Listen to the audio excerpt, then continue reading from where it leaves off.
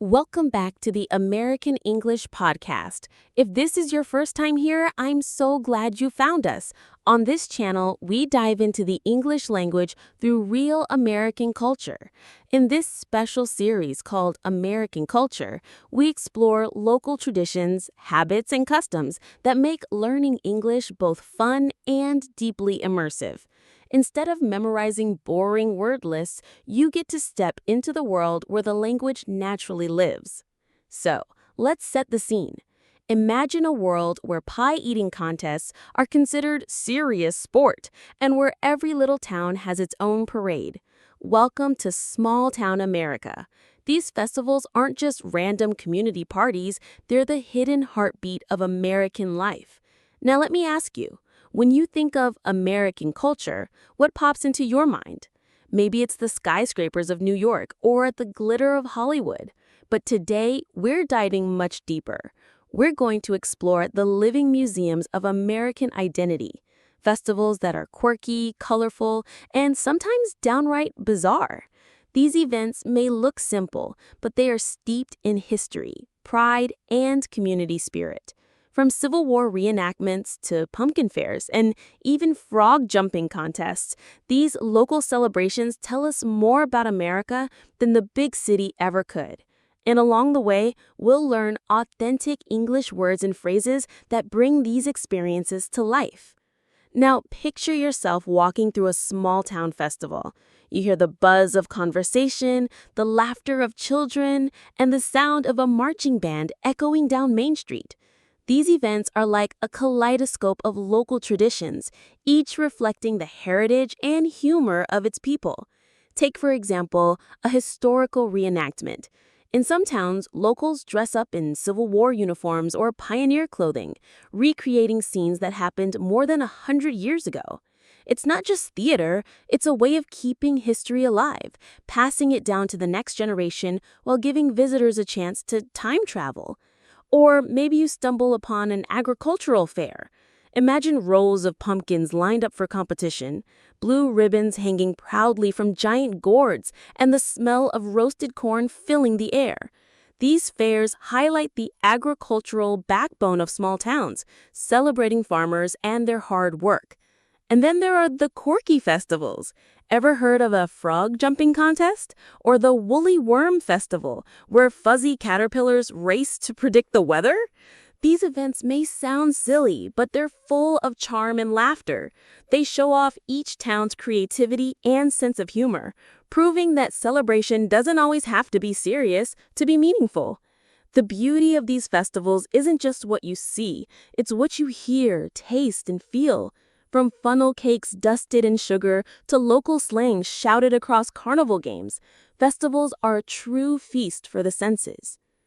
At first glance, small-town festivals might seem like just fun and games, but when you look closer, you see something much deeper happening. These festivals are the glue that holds communities together. They're where neighbors reconnect, where families across generations come together, and where newcomers are welcomed into the fabric of town life. Think about it. At a pumpkin festival, you don't just see kids carving jack-o'-lanterns, you also see grandparents volunteering at food stands, teenagers performing in local bands, and parents working behind the scenes to make sure everything runs smoothly. Everyone plays a part. That's what makes these events so powerful. They're truly built by the community for the community. Economically, too, these celebrations matter. For small towns, festivals bring in tourists, shoppers, and diners who support local businesses. Artisans sell handmade crafts, farmers showcase their produce, and restaurants benefit from the surge of hungry visitors. What feels like a simple day of fun can actually mean survival for local economies. And then there's cultural preservation.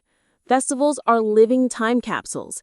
They pass down traditions, whether it's a folk dance, a regional food, or a particular way of celebrating harvest. For younger generations, it's a chance to learn where they come from, while for visitors, it's a chance to witness a slice of authentic American life. So yes, small-town festivals are joyful, but beneath the laughter, they are also lessons in identity, resilience, and togetherness.